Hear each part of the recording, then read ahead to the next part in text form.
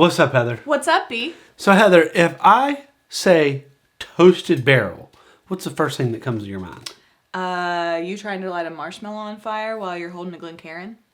Well, that's happened before. But you're not wrong. It has. Today's episode is all about Penelope Toasted. Ooh. And it's a showdown between two toasted barrels with two very different personalities. This isn't just about char levels. One of these is a rye, which is finished in a very lightly charred barrel. It's a char level 1. The other is a bourbon, and it's finished in a really deeply charred barrel, which is a char level 4. So not only are we comparing toast and char, we've got a full on-grain war happening under the surface of the barrel. This is intrigue. It's deep. Let's do this. Before we get into it, though, welcome to Tortured Bourbon, the show where we play with fire, sip toasted barrels, and we debate rye versus bourbon without ever agreeing on anything. Except it better not have too strong of a mint flavor. That's on true. that, we agree. We agree. If you like barrel science, bad decisions, and two people arguing over Everything? hit the like and subscribe button. Subscribe so you don't miss any more bourbon showdowns. And follow us on our socials, Instagram, Facebook, and X. We are everywhere bourbon shouldn't be. And if you want to donate to the cause, we would love for you to buy us a drink. The link's in the description. That's right. It helps pay for things like bourbon, lighting, my therapy to deal with these two. We appreciate every dollar helps. We do. And we just appreciate your supports. Like, subscribe, drop a comment. Just get in touch. Yeah. So, back to the most important thing, the bourbon. Oh, I thought it was me. Yeah, it's implied. Okay. Toasted barrels are slowly heated to bring out the sugars from the oak. It's science, y'all. It creates more vanilla, caramel, and dessert-like notes. But char level matters too. A char 1 is a quick flash, like a light sear. Char 4 is deep. It's an alligator char that caramelizes the inside of the barrel and brings out heavy oak, smoke, and depth. So for today's matchup, we have the Penelope Toasted Rye, which is finished in a Char 1 toasted barrel, as we said earlier. And then we have the Penelope Toasted Bourbon, which is finished in a Char 4 toasted barrel. That's right. So there's the rye. And Ooh, and does my theory hold up? Green! It holds up. it's green. That's right. You were correct. Okay. So, Thank you. You want to say that one more time? Like, I love hearing that. You were correct. So we're not just comparing toast. We're comparing grain intensity and whether this char 1 rye can hold its own against a smoky bourbon heavyweight. So the nose should give us light honey. On the rye.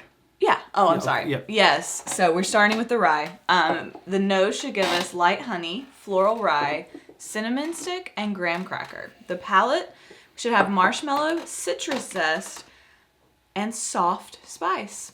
It should be mellow and crisp and with a hint of toasted wood and mint at the end. Okay, now the bourbon should be caramel, charred oak, baking spice, and toasted sugar on the nose. Once we taste it, we should get some rich vanilla, cocoa, roasted nuts, and burnt toffee. So kind of that caramel type, caramelization, creme brulee type thing. Yep. The finish should be long and oaky with warm spice and molasses notes. I have a feeling that you're gonna like the regular toasted. If the description holds true. Right, and that's fair because it doesn't always happen. So basically we've got a rye that's trying to be elegant and a bourbon that showed up like it's headlining at a metal concert. That's so right. They're kind of coming at this very differently. I'm sorry I yawned. I know, I'm boring. It's okay. No, it's not you. But look, I'm here for both. Let's taste and see who will win this toast off. Let's do it. I like toast. This I'm a man huge fan of toast. loves him some toast. I do like toast. It's his comfort food. I like toast. He doesn't feel well, toast. Toast, bread, cookies, Oatmeal. cake. Oh, he does. He loves him some oatmeal. All the grains, any Yeah, grain I in like any grain. form. Love grains. All right, I'm all for it. so let's hit this rye. Let's hit it. Oh, that's definitely rye. Hi, I'm Rye. That is rye. Hi, my name is Rye. Like punches you in the face. There's mint there's there. I would just like to point out that our previous episode, I loved both Penelope variations, the wheated and the OG Penelope. I did not like either of these. Good to know. So Mint. It's I'm an worried. overwhelming mint. it harkens back to the Heaven Hill grain to glass rye. Which everyone else loves who's a rye drinker. Yeah, and we're you and I were apparently just idiots. like, no. We're like, this ain't it for us. I think that's because you like your mint in whiskey smashes and mojitos. I don't like a strong mint flavor, and I don't like an artificial mint flavor. Oh, and also mint juleps.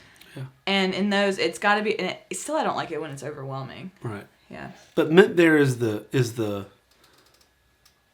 it's the back note. It's not the forward note. It's the back Right. note, and also, again, anything artificially flavored is going to be a more intense, concentrated flavor. Now that being said, there's no artificial flavoring in No, this. but you know what I mean. The rye brings the mint rye out. brings the mint out, but it's still a different. Yep. All right. Well, let's right. give this a shot. I can't even smell anything else. Can you? It's high mint. You taste mint.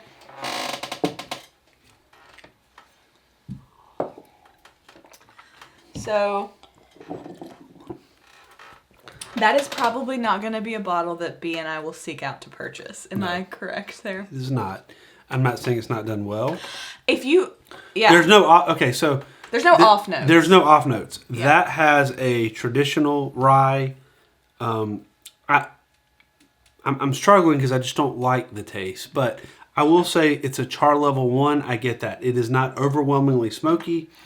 It has a nice tinge of that to it, but the mint is very strong in that one. The mint So, is very strong. if you're looking for a rye with the light toast, which brings out a little caramelization, this is a good choice. For me, on our scale, It ain't it. it ain't it. Yeah. I'm not gonna say it's piddling because there's no off notes, but for me, it's a blusher. Yeah, it's not piddling because we recognize that it's done well, which we said that actually about the Heaven Hill.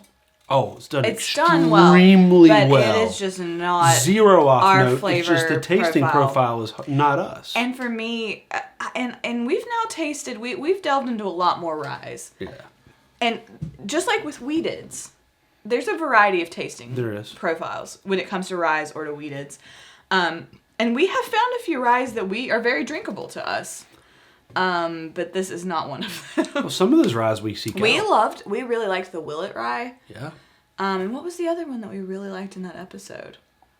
I know we really like. Oh, we like the Bardstown. We liked the Barstow rye. That's right. We weren't as And big it- fans of the High West rye, correct? No, we were not. So both of these, just for the record, they're the same age. Mm-hmm. They're the same proof, and they were batched in the same year.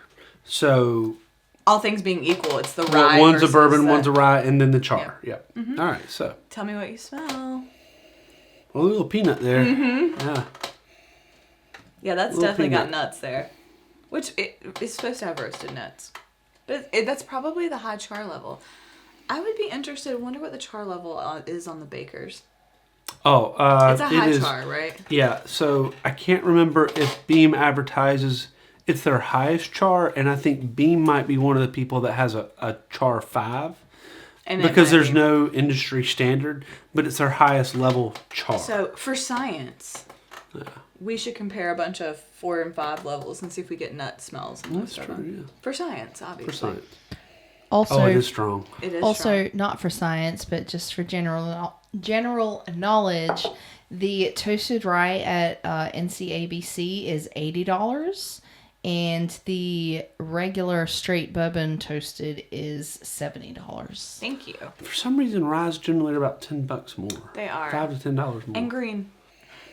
They're green, yeah. They're wicked.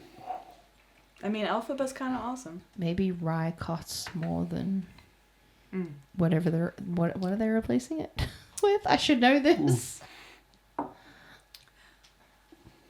Yeah. Ooh, that's good. And That's really good. Okay, let me answer her question. sure.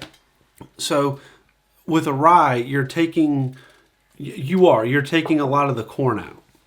Okay? Thank you might you. not be taking all the corn out. So, yeah, and rye is more expensive. But before the people from Alpha Gamma Rho come after me, that's the agricultural fraternity at stake. Cool. I did not know AGO and Farmhouse. So, rye is going to be more expensive generally, I think, than corn. I might be wrong about that, but I think in general it is. Yeah. Let's go back to this one. Okay. So yeah, let's get back to because that's peanutty. That's got a peanut nice butter. nose. I smell the nuts. Mm-hmm.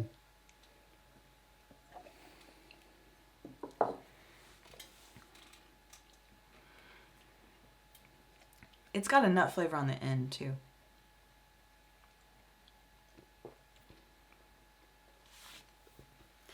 Okay, could you MSRP Baker 7? If I I remember correctly, it's 90. I thought it was a little less than that. I'll check. Please. What's the Burnt toffee. I get that burnt toffee. Yeah.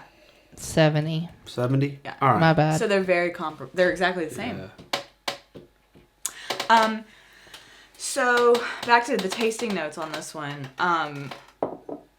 You're right. It's a nutty flavor. It's a roasted nut because you got that char level, and then it's like you said, it's that caramelized, almost burnt sugar flavor. Like you said, the top of a creme brulee. But there's a little bit of a sweet undertone, but it's almost matte. Like I get a lot of nut flavor in that. But there is on the back end, there's certainly more. It's not spice. There's a little hint of pepper there. Yeah, that's where I was. It's not baking spice. Mm-hmm. There is a hint of pepper that does not exist in their 4 grain. No, and I think that's I think a lot of that's the char level. Yeah, it's the char, and now it's proofed up 10 points. Mm-hmm. It's 100 versus it's proofed up 20 points. Yeah. The 4 grain is an 80, and this is 100. Right. This is so much more in your lane. Oh yeah. Yeah. Oh, yeah. Okay, and I just noticed there's a little. The tasting notes described a little molasses on the finish. And I don't know if I get molasses, but I do get it is a little, the bitterness comes through. Like there's a little lingering there. That toasty, but there's a little sweetness there that does come through. But it's not strong. It's not like a honey or syrupy sweet. That's a hush your mouth for me. Me too. At $70, it's an investment. I mean, it is. You're getting 5 years where if you spend 60 or 70 on some others, you can get. It's a good competitor. It is. It's a solid good pour. competitor. I think though, I'm glad we actually. No cinnamon. No cinnamon. No cinnamon. None whatsoever. No baking spice. Nope. It's probably about $15 more than it maybe should be. I agree with that. For mass appeal. I agree with that. I think if it was more around the $50 range, it would fly. Well, with that, we drank all the. I got just bourbon. enough left, because I'm not going to drink them in. But that's going in the infinity bottle. Is that where it's going? Sounds good. All right. So, next episode on our next full length episode on Penelope, we'll take the rosé cask and match it up against Architect. So we're looking forward to that. Which Architect was kind of a cult favorite for a while. Everybody was talking about Big Architect. Thing. So everybody. Heather's worried about what everyone's talking about. We all got to have a Lululemon bag. Lululemon. Lululemon. Anyway, until next time. Everybody's got to have a hip bag they wear on their shoulder. It's important. It's a satchel. No, it's not. Not a purse. That's from a quote from The Hangover. Oh, it is. Yeah, it's a good movie. Thank you. He went to NC State. Not Is that surprising. He went to NC State. Not shocked at all. He did. And what's his name went to Duke? Which one? I can't remember his name. It's like Ken Jong something. Oh, he did go. He was a driver at Duke. Yeah. And Jordan Houston's going to graduate from Carolina. You're so funny on that note. Yeah, Zach until next Galifianakis time. went to state. That's what we just said. Oh, never mind. Ignore me. On that note, cheers, y'all. Here's to Jordan Hudson graduating with the University of North Carolina Chapel. Cheers, y'all. Cheers, y'all.